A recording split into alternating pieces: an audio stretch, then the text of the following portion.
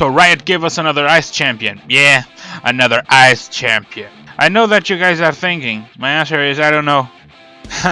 I don't know. I don't know if those horns are from her head or from her outfit.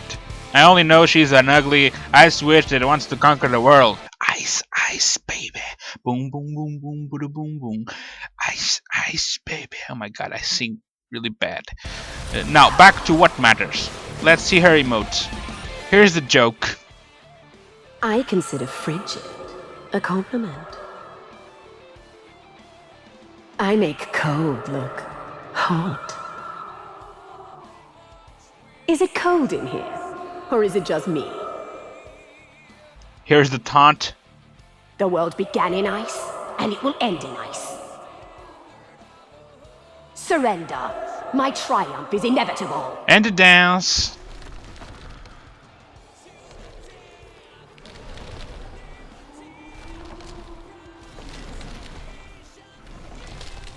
And the loss.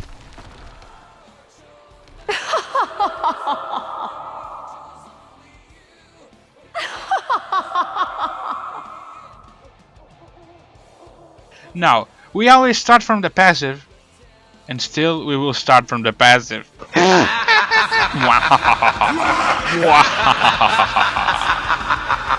Got it! From Trash to Zack, they changed all skill names, but I will name them anyway. The passive is Iceborne. Every 18 seconds you can cast a skill with no mana cost. And the passive cooldown is reduced by 1 second when you change enemy's champion movement speed. That means all slows and roots and stuns work on minions or champions. Her Q is called Ice Shard. She throws an ice shard that shatters on first hit and the pieces pass through the back of the target, dealing the same damage to other enemies in the back. AP scale is 0.65 and slows the first target for 1.5 seconds by 16 to 28% depending on the level of the skill, and has low cooldown between 6 seconds level 1 to 4 seconds level 5 with no cooldown reduction items. Remember that this skill reduces the passive cooldown on first hit, so this will only remove 1 second from the passive. Her W has a name Ring of Frost. She does AoE damage around her with AP scale of 0.6 and roots enemies around for 1.1 to 1.5 depending on skill level. Has an 18 to 10 seconds cooldown. Again, this skill reduces passive cooldown, and since it roots all enemies close to her, she can reduce the passive depending on how many enemies she hits. This counts as minions as well. So go on and group 18 minions and Q to remove the passive and W to get the passive back again, just for fun, okay? E is called Glacial Path. Its useful mobility ranges AoE nuke. Why, you ask? She sends a claw in a line of 1050 range that damages everything on its path with a 0.6 AP scale. While the skill is on path, you can reactivate it to teleport yourself to where the claw is. So you can use this as a glap closer or escaping ability, or even just to poke, since it has a long range. At start it has 24 seconds cooldown, but in level 5 it has 12 seconds cooldown. R, the Frozen Tomb! The Frozen Tomb! The Frozen Tomb, the Frozen Tomb, the Frozen Tomb, the Frozen Tomb. R, the Frozen Tomb, can be casted on the enemy or on yourself. It cannot be casted on friendly teammates. When it's casted on the enemy, it stuns the target for 1.5 seconds. When it's casted on yourself, you become invincible but unable to make anything for 1.5 seconds, so it's like a Zonia. But wait, we didn't finish it yet. After one of these actions, it creates an area around the target with nice base damage and an AP scale of 0.7 that damages on the instance that someone is or enters the area. The area holds for 3 seconds and also applies 20% slow to the enemies. A very nice ultimate like this had to get a great cooldown of 130 to 80 seconds depending on the level of the skill. And once more, this reduces the passive cooldown. Like her W, it depends on how many enemies you hit. Minions count too. As we can see, she has a lot of utility and nice damage, seems a nice mid champion. Since all her skills are AoE, it's quite hard to not to push her lane while harassing her enemy, so I quite see her like a Morgana. Push, push, push, try to gank another lane, and go back to push.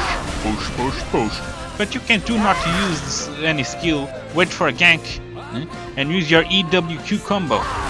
All her CC has low timers like slow for 1.5 seconds, stun for 1.5 seconds, root for 1.5 seconds. All DCC seems a lot, but in fact it's quite balanced. I look at her and I can't see her like a overpowered champion. I think like any champion she can be countered. Her passive with wise use can make you ignore some of your mana issues at start and make her stay more time in lane, or you can use your passive to push the minions with Q every 18 seconds and go gank with enough mana to combo. Some people might get frustrated just because you cannot poke with Q range at some enemies with more range than you. And you might think, oh, I will level E so I can get the range to poke. I will not advise that, since junglers will wait for you to do that and makes your only escape the flash. But it also depends if jungler is a gap closer or not. If not, you can do that. If he ganks, just slow and bye bye. I would recommend a build with resistance plus AP. So go get your Roll of Ages, Abyssal Scepter, Zonya, Lissandra, etc, etc, etc. I like her for mid and support. It's hard on top vs many top laners. AD carry, Troll mode with Trinity Force, tons of damage. It might work since Trinity Force deals tons of damage. But you might also try Gauntlet. Even so, all their skills are AP, so your only source of damage is auto attacks. Okay, this ends the video with a fantastic minion kill.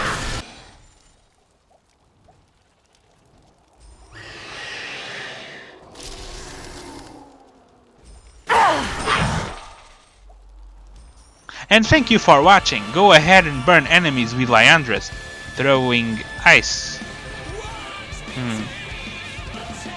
Throwing ice and burning with Lissandra. Strange, but yeah, nice. Thank you for watching.